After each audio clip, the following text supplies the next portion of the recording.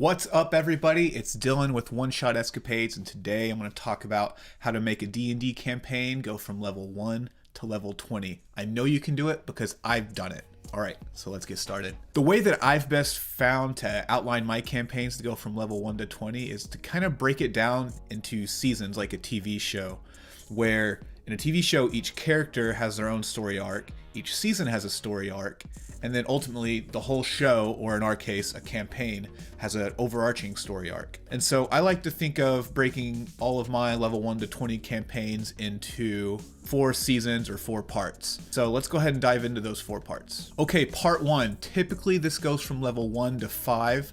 You want to make sure that you introduce the world and the main conflict in the world, but make it obvious that your players aren't good enough to solve that great problem in the world. This should really motivate the players to become stronger and more powerful and competent in their skills so that they can solve this problem. This could be something as simple as there's a great lich who has cursed the land and there's absolutely nothing the players can do about it, and they know that because they're level 1 and some level 15, level 20 heroes in the past have tried to take over this lich and it just didn't work. So that's part 1. Part 2, now that you've introduced the world, now you want to start to break into the character backstories. Whenever your characters, or when your players started to create their characters, they likely came up with a backstory.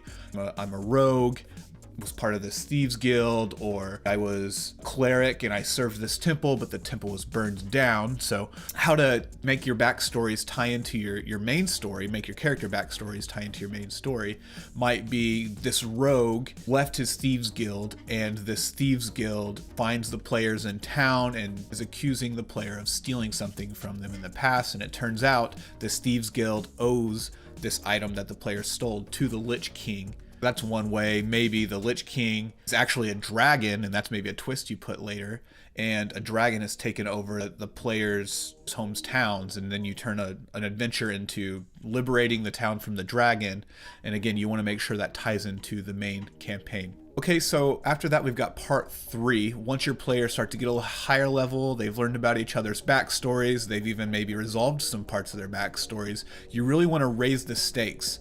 Maybe now this Lich King is starting to really take over other cities, maybe other dragons are taking over cities, and the world is just not in a good place. This is where you actually want to create adventures for your players to interact with the big bad evil in the campaign.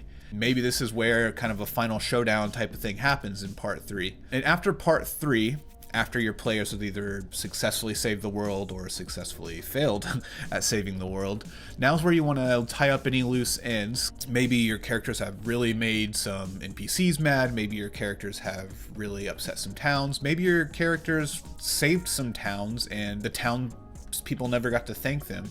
Depending on the theme of your campaign and the kind of way you want to end it, that's kind of what you want to do in this part 4, and that may be a handful of sessions to get through this.